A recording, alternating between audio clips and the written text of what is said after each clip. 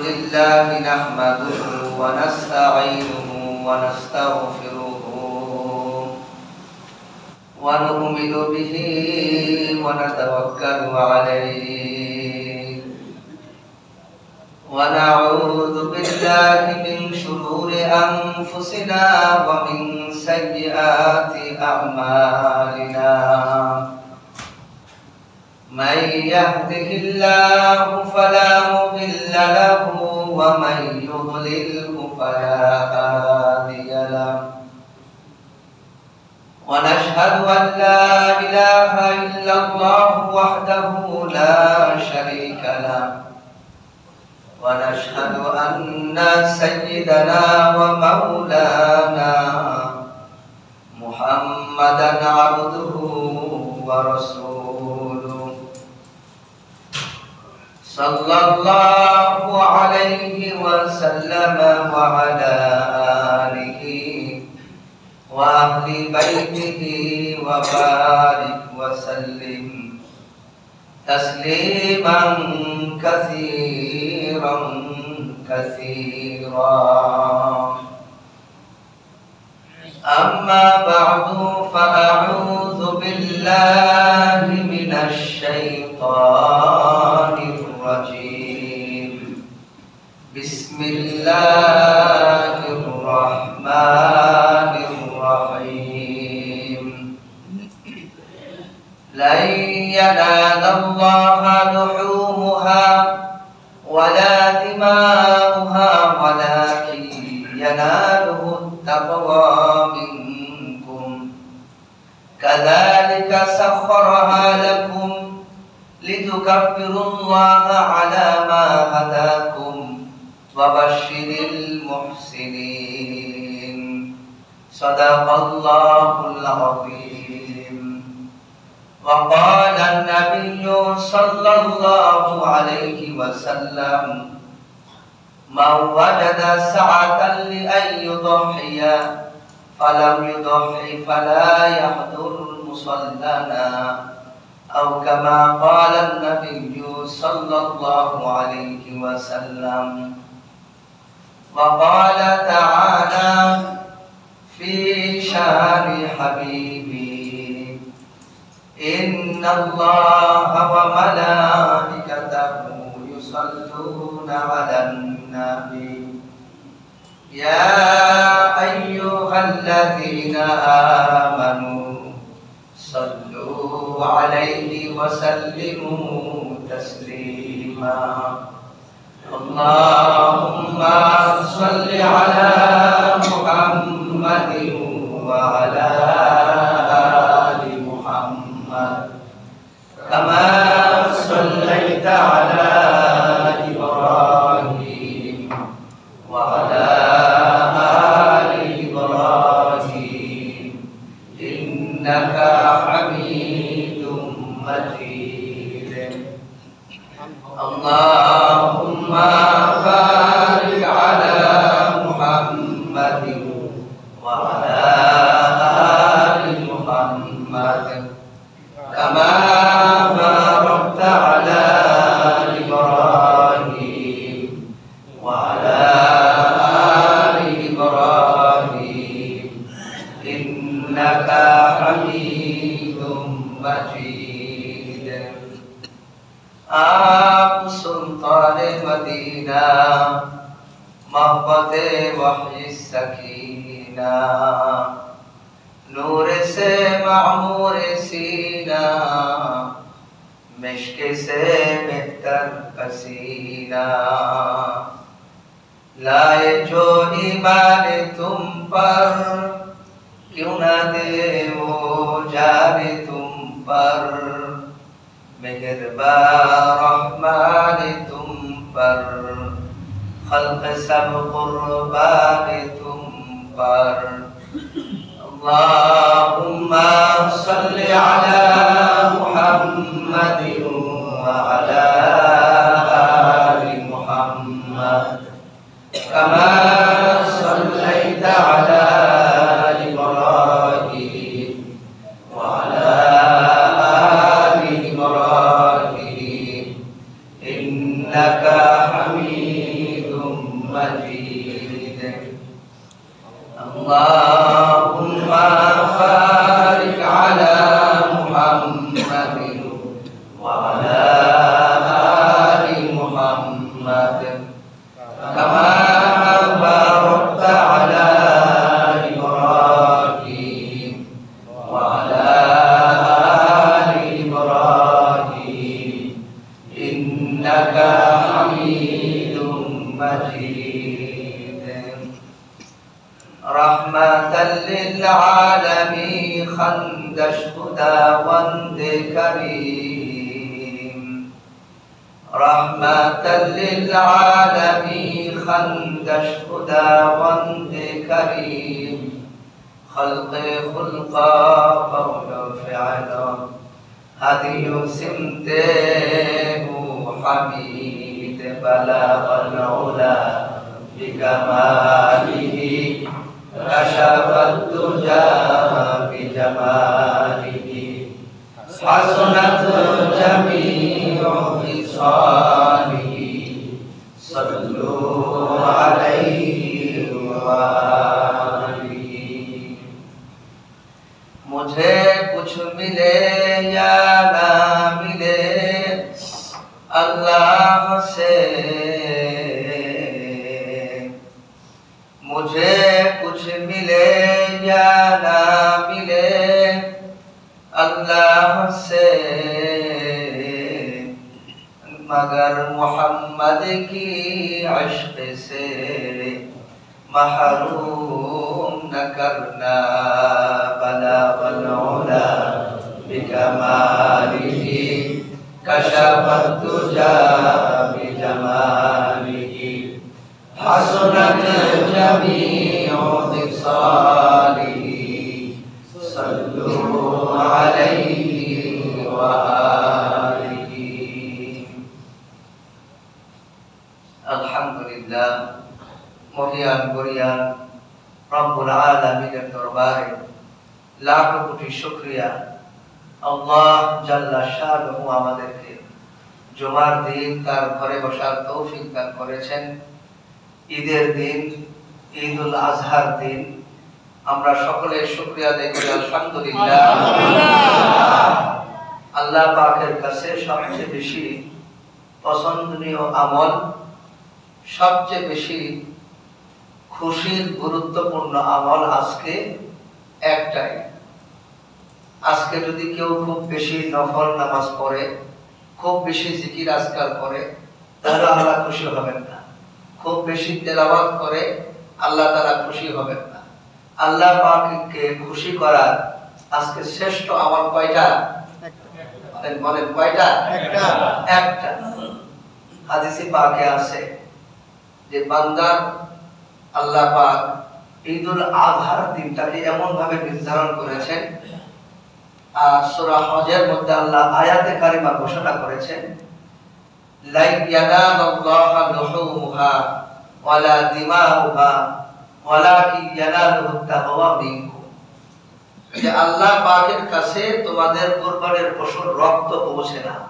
মাংস পৌঁছে না বরং আল্লাহ তাআলার কাছে তোমাদের হৃদয়ের তাকওয়াটা এটা আল্লাহ তাআলার কাছে পৌঁছে যায় এজন্য আমরা প্রত্যেকটা ইবাদত আল্লাহর জন্য করি এই যে কুরবানির পশু আল্লাহর জন্য জবাহ করব এটা আল্লাহ পাক এখান থেকে কোনো কিছু নেবেন না আল্লাহ পাক নেবে না বরং এটা আমাদেরকে আল্লাহ হাদিয়া দিয়েছেন সুবহানাল্লাহ সাহাবায়ে কেরাম বললেন ইয়া রাসূলুল্লাহ আসলে কুরবানি জিনিসটা কি আমরা যে কুরবানি করি জিনিসটা কি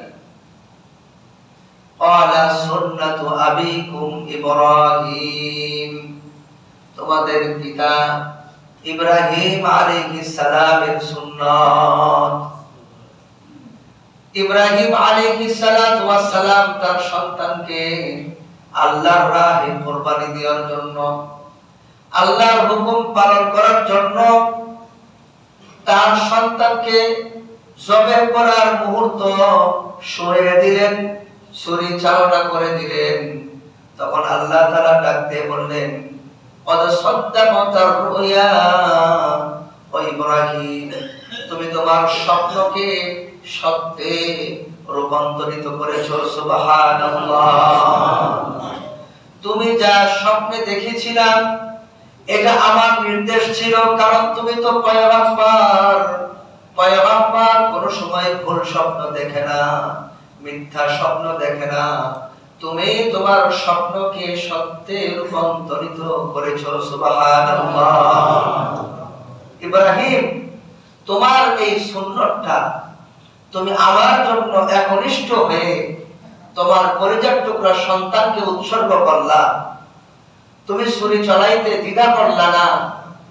আর আমি আল্লাহ তাআলা খুশি হয়ে হাদিয়া স্বরূপ জান্নাত থেকে একটি দুম্বা এনে তোমার শরীর নিচে রেখে দিলাম। সুবহানাল্লাহ।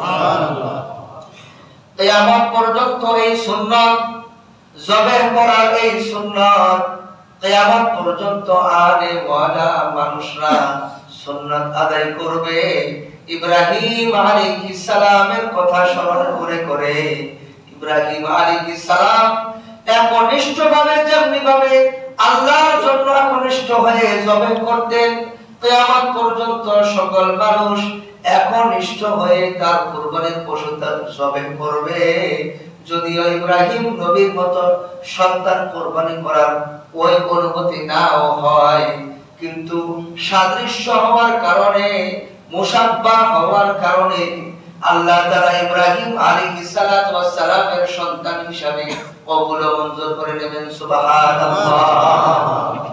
আমরা ইব্রাহিমী সন্তান। বলেন আমরা কি সন্তান? ইব্রাহিমী সন্তান। আমরা বিশ্বনবী বলেন আমরা ইব্রাহিমী সন্তান।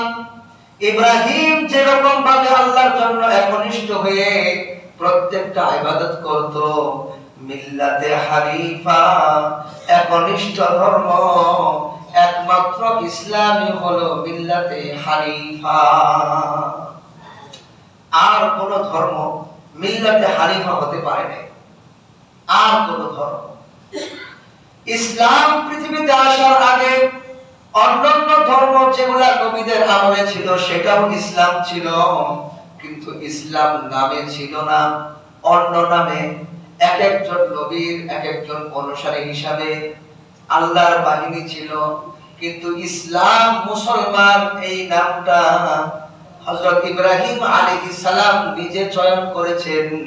আল্লাহ আমার পরবর্তী আমার বংশধরদের মধ্যে থেকে একজন মানুষ আপনি পাঠান, যাকে আপনি শ্রেষ্ঠ নবী বানাবেন, যাকে আপনি আমার এমন অনুসারী বানাবেন, যাকে আপনি এই কাবা ঘরের মালিক বানিয়ে দিবেন। সুবহানাল্লাহ। নবীকে যখন কাবা ঘরে ঢুকতে দিচ্ছিল না, নবীজির মনটা সব সময় কাবা ঘরের দিকে একনিষ্ঠ হয়ে থাকতো। এমনকি কাবাকে এত ভালোবাসতো, কাবা ঘর জড়িয়ে ধরে নবীজি কাঁদতেন আর বলতেন, ও কাবা, তোমার রবের কসম, তোমার রবের কসম, আমি তোমাকে ভালোবাসি। সুবহানাল্লাহ। কাবা ঘরের দেওয়ালে চুমা দিতেন, ভালোবাসতেন। হজরে আসওয়াদকে চুমা দিতেন, ভালোবাসতেন।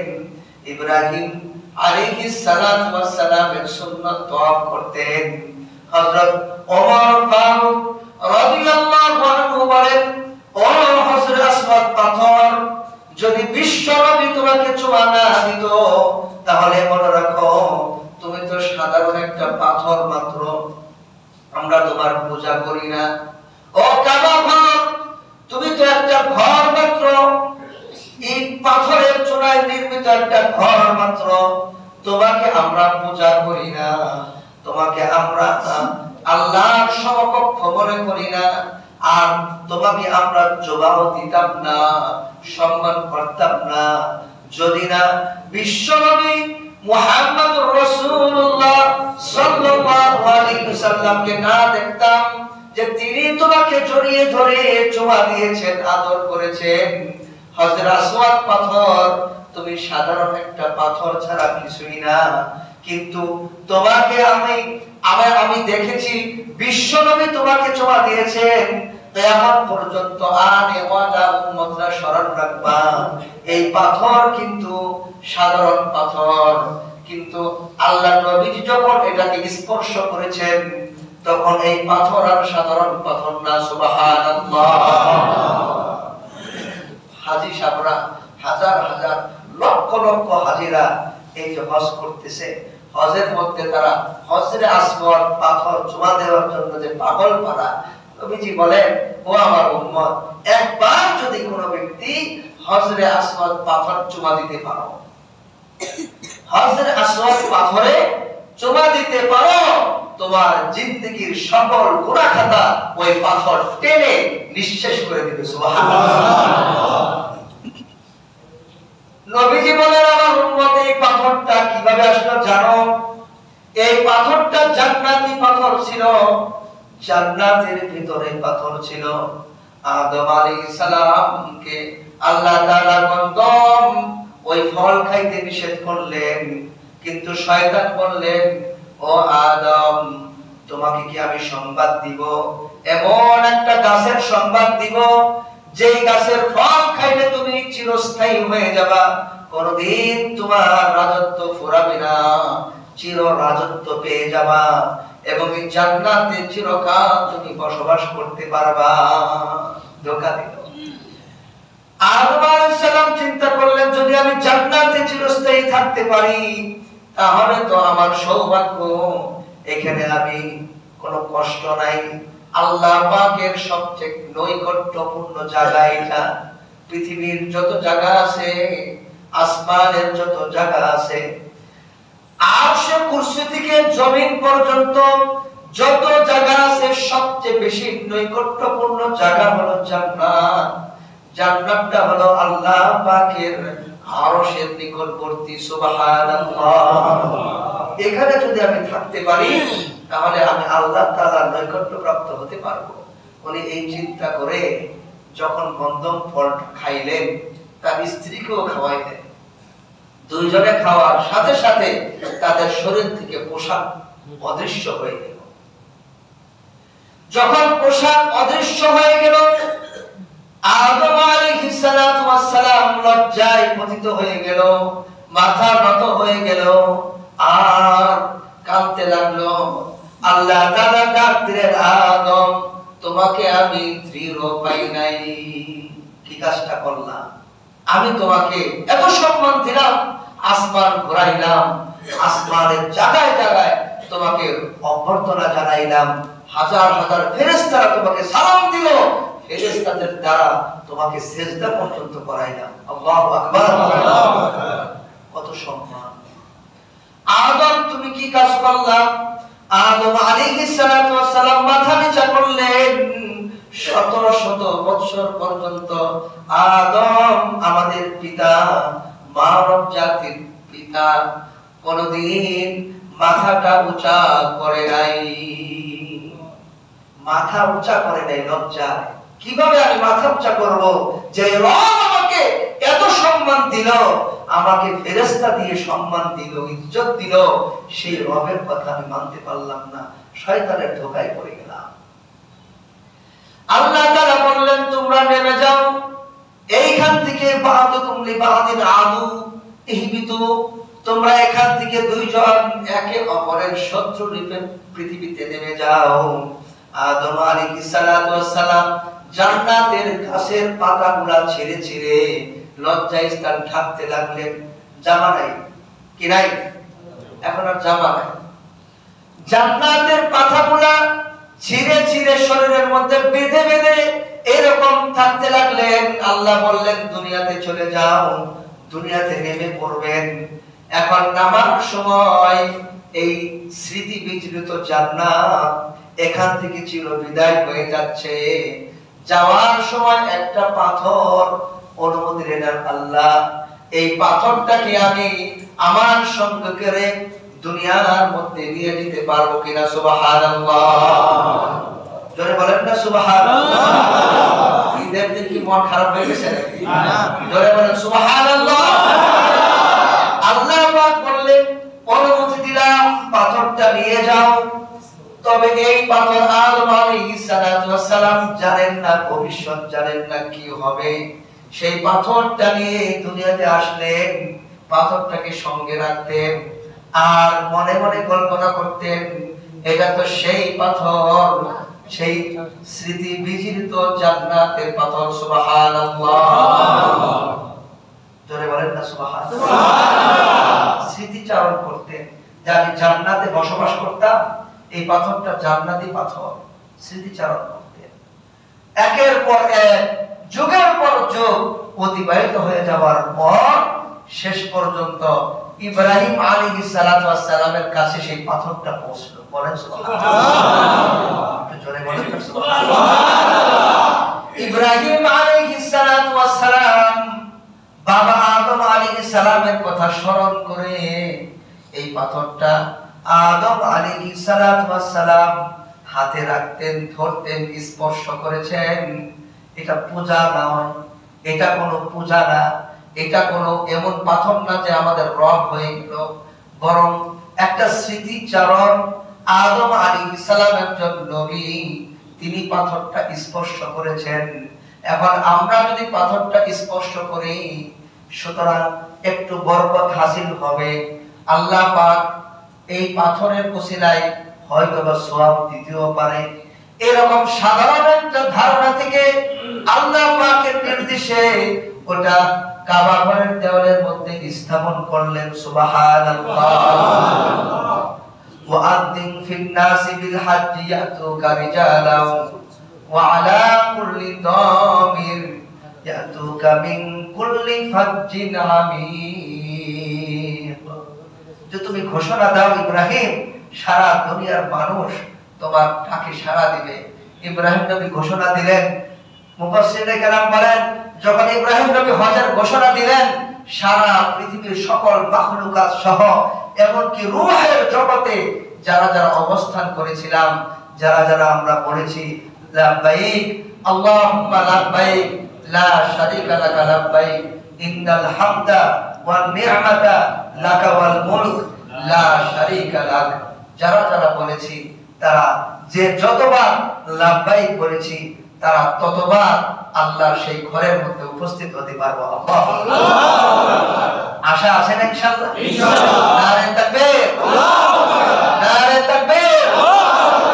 মান হাজ্জা লিল্লাহ ফালাম ইয়ারফুস ওয়ালাম ইউফসিক, যে ব্যক্তি হজ করলো আল্লাহর জন্য, হজে যে কোনো অযথা কাজ করলো না, কষ্টদায়ক মানুষকে কষ্ট দেবে এমন কাজ করলো না, সে তার মা পেট থেকে যেদিন দুনিয়াতে এসেছিল ওই দিনের মতো নিষ্পাপ হজের উসিলায় সে হয়ে যাবে। সুবহানাল্লাহ, নিষ্পাপ করে দিবে হজ করার কারণে।